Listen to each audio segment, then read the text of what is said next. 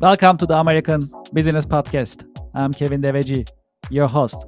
I am welcoming you to episode 77. And we are in season 3 in the American Business Podcast. American Business Podcast is the voice of American business. We welcome any type of business in US and we share educational, informative content. Speaking of that, we have a great guest today. We have a special guest and we'll talk about legal practices. We have a guest from legal field and our goal is to, as always, learn something new as to professional insights and professional wisdom. Let's welcome our guest to our virtual stage and let's get the conversation started. Hello, Anthony. Welcome to the podcast. Good afternoon. How are you? Thanks for having me. Well, I'm well. Thank you very much. Happy Friday. Fridays are fun days, so happy to have you. Happy Friday to you as well and all the listeners. Thank you very much. Thank you very much. Truly appreciate it. Well, so we are actually very interested in learning about you as well as your professional background. If that's okay, we can get started. Okay, great. So a little bit about me. My name is Anthony Makarov. I'm a trial attorney in New York City for the law firm of Gersowitz, Lebo, and Korek. We specialize in plaintiff side, personal injury, and medical malpractice. So what that means, people that are injured in catastrophic accidents or patients that are injured in hospitals or because of some kind of medical malpractice, they call us and we do our best to help them. I appreciate it for this introduction. Well, can you tell us about your career path a little bit? How did you get started? How your career journey has shaped over the years? Sure. So my career path has been very direct. I always knew that I wanted to be a lawyer. So I finished high school. I went to college. I studied philosophy and English literature at the University of Pittsburgh. And I went straight into law school. So I went to Fordham Law School here in New York City. And I think it was my second year of law school where I had an internship opportunity with my current firm, Gersowitz, Lebo, and Korek. They advertised the internship as gaining trial experience. I know I wanted to be a trial attorney, right? Someone in the courtroom. So I took that internship, I was hired, and I stayed ever since. So from 2016 until today, I've been here. Very direct career path. Yes, that's amazing. Well, how is your day-to-day work? What are the exciting and challenging parts of your work on daily basis? So the day-to-day work is not as exciting as the trials, right? I wish I could say that I'm in trial, I'm in a courtroom every day, but I'm not. The day-to-day work is pouring through hundreds of thousands of pages of medical records. I primarily specialize in medical malpractice, all types of cases, complicated cases, not so complicated cases, but most of the cases deal with patients, people that are seriously injured. Often they're even fatal sometimes. So the cases are really important, and knowing the details and pouring through the medical records and giving your all to the families and the injured patients is really important. So the day-to-day is really pouring through medical records. Yeah, sounds like a lot of research, a lot of reading and studying. A lot of reading, a lot of studying, a lot of speaking with medical experts, learning about the medicine, learning about the case, trying to put the pieces together, building timelines, things like that. The most fun, though, is when you're in trial, right? And you get to present the case to a jury and hopefully get a verdict in your favor and a good result for the family or the patient. Absolutely. Well, one of the popular subjects in the American Business Podcast is AI and the impact of AI on business and business practices. So you are in the legal field. From your point of view, how do you see the impact of AI on legal practices as well as in the legal field overall? So that's a perfect segue. I can speak from experience that AI has been incredible in saving us time. So again, I mentioned the hundreds of thousands of pages of medical records. Before AI, we look through every single page, every single word, and we type everything down and build the timeline, build the crucial facts, and put it into a narrative that is easily digestible. So you can imagine it's a painstaking process, distilling hundreds of thousands of pages into some coherent narrative. Here we have AI that can literally do that entire process itself. And once we get that narrative from AI, we know where to go in the medical records to get more information or to double check something. But it saves us an incredible amount of time. And I can imagine that in any industry that's document intensive, every aspect of the legal industry is document intensive, AI is going to be incredible. Do you have any suggestion for companies as to adopting AI into their businesses? Absolutely. Well, one, I would recommend that you adopt AI into your business, regardless of the business, as soon as you can. Time is of the essence. Time is our most important commodity. AI is what gives us our time back. Again, for just me as an example, instead of me reading every single page, now if I don't have to read every single page, I can upload the documents into AI and I get my narrative. And if I need to go look into something specific, I will. So it saves an incredible amount of time in any industry, again, that's document intensive. I don't see how you could live without AI. So just if you put yourself in the situation where you're not allowed to use AI and your opponent or a competing business is allowed to use AI, you can see how you'll be left behind. Yeah, I think that's a great point. In terms of competitive advantage, utilizing AI will definitely be in favor of business. Well, another subject we cover is the quality of AI, especially generative AI. When we, ask questions, try to get responses, make some analysis. How do you see the quality of data in AI technology nowadays? It's improving rapidly. In the beginning, there was a lot of holes, there was a lot of inaccuracies. Now, though, it seems that those inaccuracies are being smoothed over, and the more you use it, the more it learns from you, and the better product and the more tailored product it can produce for you. So I don't see quality as being a concern. Of course, you have to double check what the AI is producing. Great Sometimes, point. sometimes it's easy to do that. Sometimes it's a glaring mistake. Sometimes it's more subtle. So you have to go through what AI is producing and double check everything. Compared to the amount of time that it's saving you, that's nothing. Um, what is your take about regulating AI and AI practices in general? Should AI be regulated? And do you have any opinion about how to regulate in general?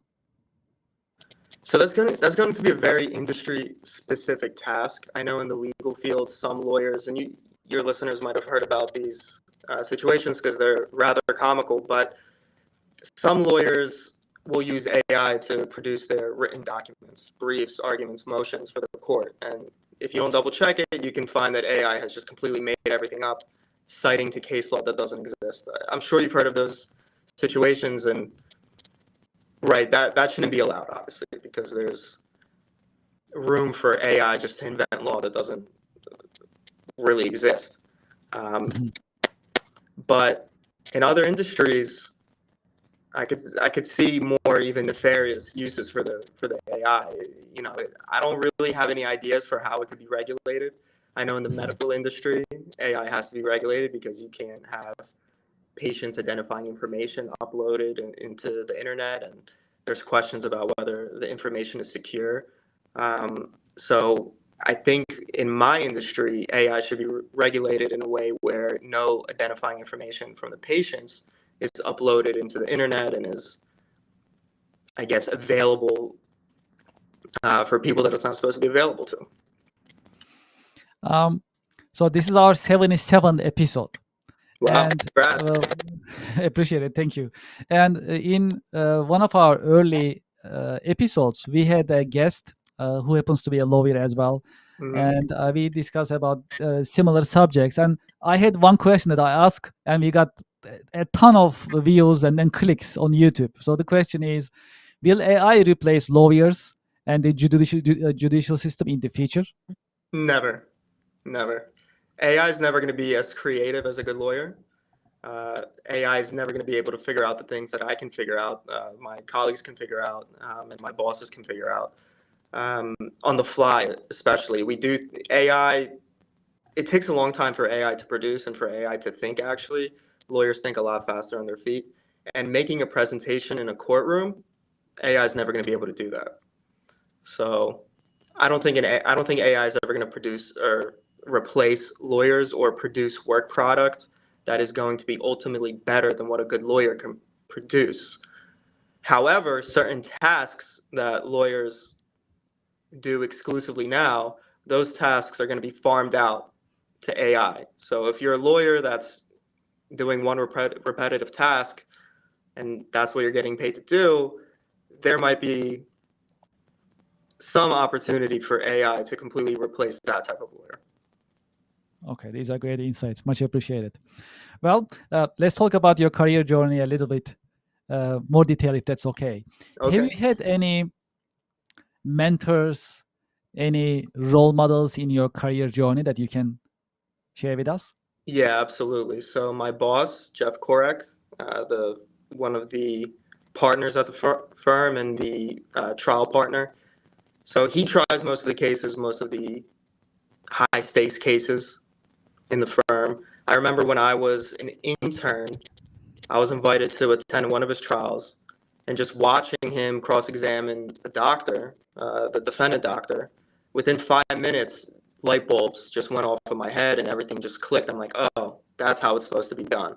And at that moment, I think I could say, as corny as it sounds, a lawyer was born. Just in 5 minutes, in watching a master like him, I can say 90% of my success has been attributable to that. So I'd like to say that he's my mentor, and without him, I wouldn't be as successful as I am. Yeah, this is really nice. And for all of us, all professionals, we all have mentors. And this moment, the light bulb moment that you just mentioned, I'm sure we all have it in some form, in some time in our career journey. I had it definitely myself as well. That I can definitely make a list of it. That just you just watch, just like you mentioned. You really nicely put it. It's really great. So you just watch and listen, and then it's like that is it. That is the one, right? That is the way. So that moment is critical, and you never forget about it. Never. Uh, no matter how much time pass, how many months, how many years, it won't matter. You'll always remember it because that's a really special moment, and we always remember it. And it's also refreshing from time to time when you think about it. You go back, you look back, and then you think about it, and it gives you fresh ideas where you are coming from and how you got actually started, how you got motivated and inspired. These are really special moments. Um, well, if you have one key career lesson that you learned the hard way, what would it be that you can share with us? That I learned the hard way. Wow. I think, and I don't want to put any negative stories in here, so I'm going to turn your question Oh, into a positive, if I okay. may. I think the career lesson I learned the hard way is, and I know this is American Business Podcast, your opportunity cost in not marketing and advertising and figuring out a way to market and advertise yourself is incalculable. It's an astronomical opportunity cost. So I remember when I started marketing myself, and building kind of my own presence, in in the in the marketing world and advertising world, mainly through Google.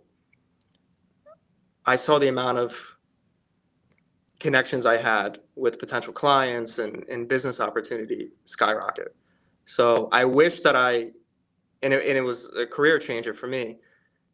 So I wish I started that as soon as I began my career, because I can't even imagine how much further ahead I would be if I had.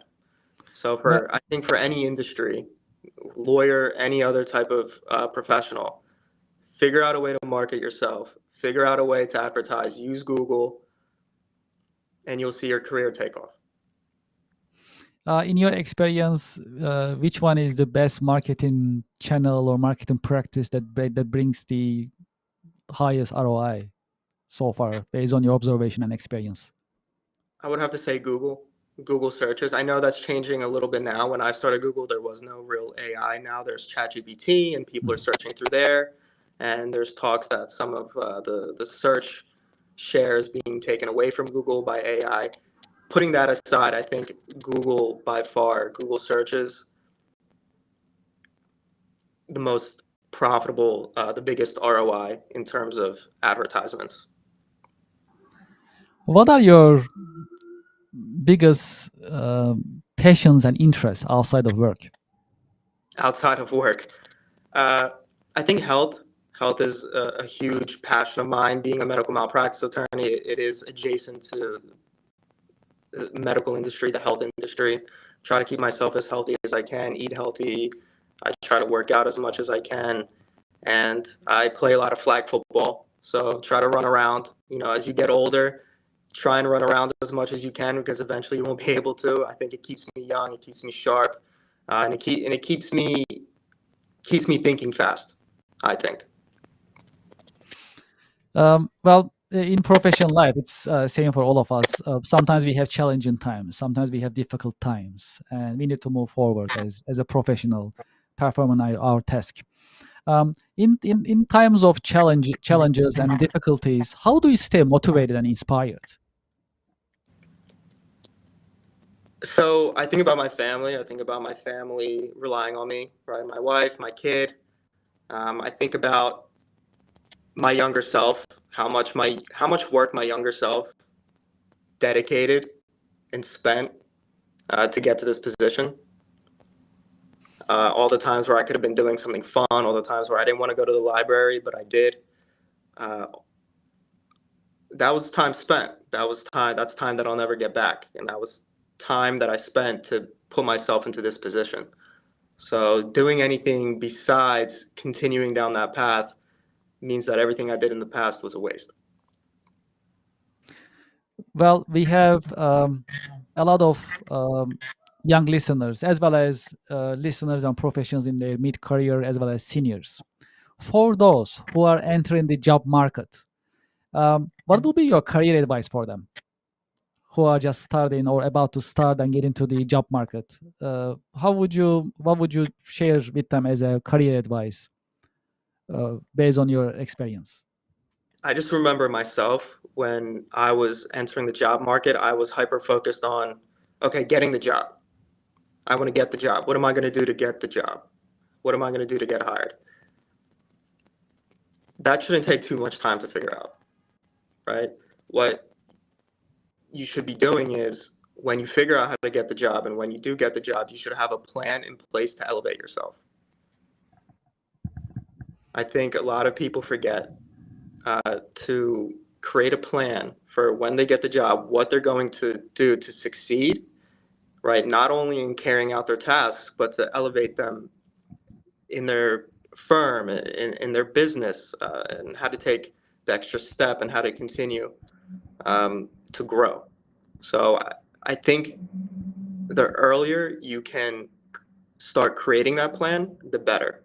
If I can rely on my last example about marketing as soon as possible, I wish I had that idea already implanted before I got my job and started it as soon as I got my job, right? So just learning from the mistakes I made, that's what I would say. For those who like to be in touch with you, what is the best way that they can be in touch with you? Sure. So again, I'm a trial attorney at Gersowitz, Lebo, and Quirk. Our website is lawyertime.com. Our contact information is in the website. My email is in the website. You can call me in the office anytime. You can email me anytime. You can ask for my cell phone once you get a hold of me at the office. That would probably be the best way to reach us. And I would welcome any opportunity to speak to any of your listeners really about anything. I appreciate it. Do you have any final notes, insights that you like to share before we end our interview? Market yourself, get out into the advertising sphere, figure out a way to make it work for you. Anthony, thank you so much for being with us in your busy schedule. I enjoyed the conversation, and I wish you a great weekend. Thank you, you as well. And again, my name is Anthony Makarov, trial attorney at Gersowitz, Lebo, and Quirk, one of the best personal injury firms, medical malpractice firms in New York City. And I appreciate your time and your listeners' time. Thank you so much. Yeah, it's a pleasure. Thank you, Anthony. Have a great Thank you. weekend. Have a great one. Thank you. Well, to our listeners and to our audience, I hope you enjoyed this interview. Well, as I always say, you always learn something new in the American Business Podcast. At least one thing, but most of the time, more than one thing that you learn something new. So that's really exciting. And this time, we learn about legal practices, right? So we had a lawyer as our guest, and we talk about Anthony's career journey. He shared his insights as well as his professional wisdom. So it was really educational, and I truly appreciate it. Would you like to be a guest in the American Business Podcast? Please send us an email, americanbusinesspodcast@gmail.com. If you like to advertise, sponsor in the American Business Podcast, you can also send us an email, americanbusinesspodcast@gmail.com. We also welcome your feedback. What do you think about the podcast? Do you have any ideas, any subject that you like us to cover, any guest that you like us to have? You can reach out to us, americanbusinesspodcast@gmail.com. We update our website, americanpodcast.tv, and you can learn more about our podcast, our team, as well as our coming podcast schedule is also listed, published on the website for your view. In that sense, feel free to visit our website, americanpodcast.tv. As you know, we have more than 120,000 YouTube subscribers. Now, the American Business Podcast, the voice of American business, is a YouTube Silver Award winning podcast, business podcast. And this podcast is designed to share educational content, informative content. And we bring you weekly podcast episodes. If you haven't done so, please go to our YouTube channel and subscribe. I'll also bring the QR code for your convenience. There it is. So when you scan this QR code, it'll bring you the YouTube page, and you can subscribe and follow us. And if you feel more generous, you can also put your comments, your thoughts in the chat box, in the comment box in our YouTube channel as well. Really appreciate it. Well, what else is happening? Let's talk about our sponsors. Ms. Excel. If you are interested in learning Excel in a fun and interactive way, you can consider Ms. Excel. I have their QR code on the screen. When you scan the QR code, it'll bring you to their website, and you can see their actual course catalog. And if you decide to sign up, we also have a discount code, ABP 2025, and you can enjoy the discount, and you can also learn Excel and other business software systems in a fun way. If you are in the market for a CRM software system, please consider the Marvelous CRM. It is designed for small and mid-sized companies. What it does is it helps you manage your sales operations, marketing operations, email blasting, SMS text messaging, as well as designing website and landing pages. You can scan this QR code, and it'll bring you to their website, and you can learn more about the CRM software system, and you can subscribe. iTech Consulting is another sponsor of ours. They are specialized in SAP ERP system, NetSuite ERP system, and Microsoft Business Central. They have their in-house teams for implementation, support, and configuration. You can scan the QR code. It'll take you to their website so that you can learn more about their services and other SAP support services, professional services they're offering. When you get in touch with them, make sure you hear about them from the American Business Podcast. As you know, we have a monthly online networking event. We call it Connection America Business Alliance online networking event. Next one is scheduled for September 19 at 10 a.m. Eastern Time Zone. We'll have a limited number of professionals who will be networking in the American Business Podcast. And that is the difference that we put together here. Not only you'll be able to network with other business professionals, you'll also be in the American Business Podcast live in front of thousands of the American Business Podcast subscribers, followers, and supporters. It's an exciting event. We had a great event last month. It's also published on our YouTube channel. I invite you to watch the recording. And for the next week's event, you can scan this QR code and you can sign up. It's a great opportunity for you to introduce yourself, your company, your product, your services, and your offering. It's a pretty commercial environment that we create. And also, you'll have a chance to meet with other business professionals in the Connection America Business Alliance exclusive online networking event hosted by the American Business Podcast. I hope you'll join us. A couple of weeks ago, we started a membership program called ABP membership program. We need your support, and one of the ways that you can support us is to be a member. When you scan this QR code, it'll take you to our membership page, and you can pick the membership type that you like that'll work for you. And each membership comes with a different set of benefits as a thank you for your support. And you can pick the one that you like, and you can support us monthly basis. And you can, if you change your mind, you can always switch to different membership type, or you can cancel your membership anytime. There is no commitment. It's month to month, and we'll truly appreciate your support. And we'll be happy to have you as a member in the American Business Podcast ABP membership program. That's it for today. Thank you very much for listening. Thank you for watching. This is the American Business Podcast, the voice of American business. I wish you a great weekend, and I'm looking forward to seeing you in the next The American Business Podcast episodes. Thank you very much.